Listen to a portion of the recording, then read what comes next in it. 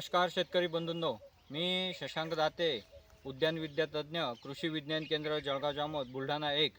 आज आपण संत्र्यातील फळगळ याविषयी जाणून घेऊया. संत्रा बुलढाणा जिल्ह्यातील एक महत्त्वाचं फळपीक आहे. जवळपास 10,000 हेक्टरच्या वरती लागवड झालेली आहे आणि आंबिया बहार सध्याच्या स्थितीमध्ये बुलढाणा जिल्ह्यातील जे मोठे बाग आहेत त्यावर आंबिया बहाराची फळं आहेत.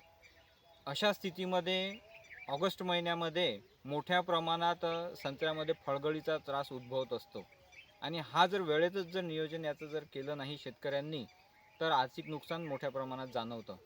याकरिता शेतकऱ्यांनी सर्वप्रथम आपल्याला जी काही आंबिया बहारातील फळगळ आहे त्याचं नियोजन कसं करायला पाहिजे हे आपण बघूया. सर्वप्रथम आपल्याला फवारणी करायची आहे. त्यामध्ये जिब्रॅलिक ॲसिड ते घ्यायचं आहे आपल्याला 1.5 ग्रॅम प्रति 100 लिटर. त्यानंतर 13-0-45 हे वॉटर सोल्युबल खत आहे, ते 1 किलो घ्यायचं आहे. त्यानंतर आपल्याला घ्यायचं आहे न्यूट्रिवेट जे आहे संत्रा स्पेशल, ते आपल्याला 1 किलो घ्यायचं आहे किंवा इतर कुठलंही मायक्रोन्यूट्रिएंट.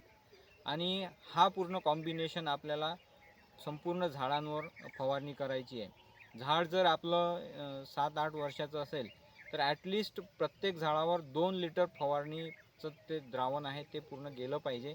या हिशोबाने आपल्याला फवारणी करायची आहे. सेम पुन्हा हेच औषध घेऊन आपल्याला 15 दिवसांनी पुन्हा आपल्याला ते रिपीट करायचं आहे. या पद्धतीनं 2 आपल्याला फवारणी जर आंबिया बहारातील फळगळ नियोजन करायचं असेल तर 2 फवारणी आपल्याला त्याच्यात 15 दिवसाच्या अंतराने जर केले तर बहुतांश अंशी आपल्याला संत्र्याचं तुम्हाला फळगळ तुम्हाला याच्यात नियंत्रणात होईल. याहीपेक्षा आपल्याला 2,4-D आपल्याला त्याच्यामध्ये घेता येते किंवा CPPU म्हणून एक मॉलिक्यूल आहे तोसुद्धा आपल्याला घेता येते. परंतु सध्याच्या घडीमध्ये संत्र्याच्या फळगळ नियंत्रणाकरिता की मार्केटमध्ये ह्या गोष्टी ज्या अवेलेबल आहेत त्यानुसार जर आपण जर संत्र्याचं याचं जर नियोजन जर केलं तर सहज पद्धतीनं संत्र्यातील आंबिया बहारातील ही फळगळ आपल्याला नियंत्रण करता येते.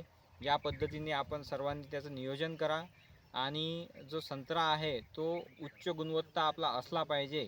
त्याकरितासुद्धा सातत्यपूर्वक त्याचं तुमचं जर नियोजन जर असेल तर ते नियोजन तुम्ही सुद्धा इतर वेगवेगळ्या माध्यमातून कृषी विज्ञान केंद्र, कृषी विभाग यांच्यासोबत जर तुम्ही कनेक्ट होऊन जर त्यांच्यासोबत जर जोडल्या गेले तर सगळ्या ह्या गोष्टी तुम्हाला माहिती होतील.